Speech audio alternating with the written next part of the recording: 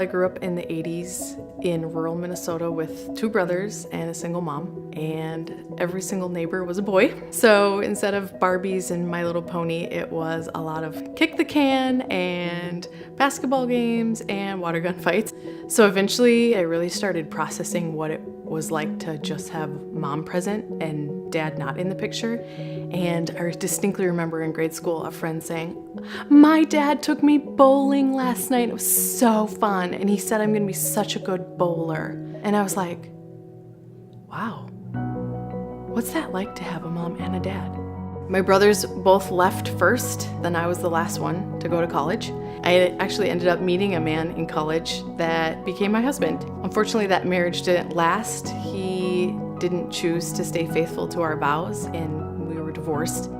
I was alone with a newborn, and to think God would never let this kind of thing happen to me twice as a daughter and then a wife. I do remember writing in a journal page, what is trust? And if these key men can't really stick around, how can it even be that you are a faithful father? A couple years into her life, or maybe even just 18 months in, that's when Prayer Ventures became a part of my story too. A lot of cool things were revealed in one of those prayer sessions. A lot of my life played out before me and was redeemed in front of me. And it reminded me how in all of those years, God the Father was my father. And God the Father was there when I was born, and he was there when that grade school girl said her daddy took her bowling, and my daddy was there too. And he was there even in the mess of a divorce and that deep betrayal. Like, my father was there. And that starts that trust journey.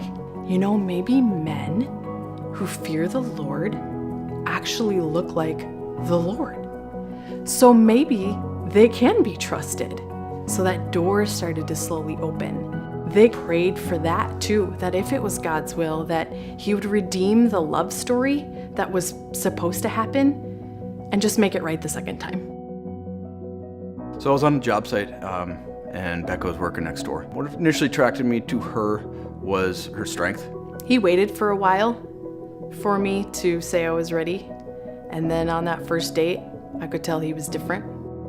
Slowly but surely, she was trusting me more and more. The longer we worked through it, the more we realized that no one was going anywhere. He wasn't going anywhere away from Addie, and he wasn't running anywhere away from me. The wedding was in San Diego, so it was a beautiful day. Addie actually walked me up the aisle to Ryan, and we were like a package deal. I wrote vows for Addie too, and I gave her a ring. I got down on one knee and read her the vows. I made through my ring without crying. And then he gave her the ring, and I was a basket case.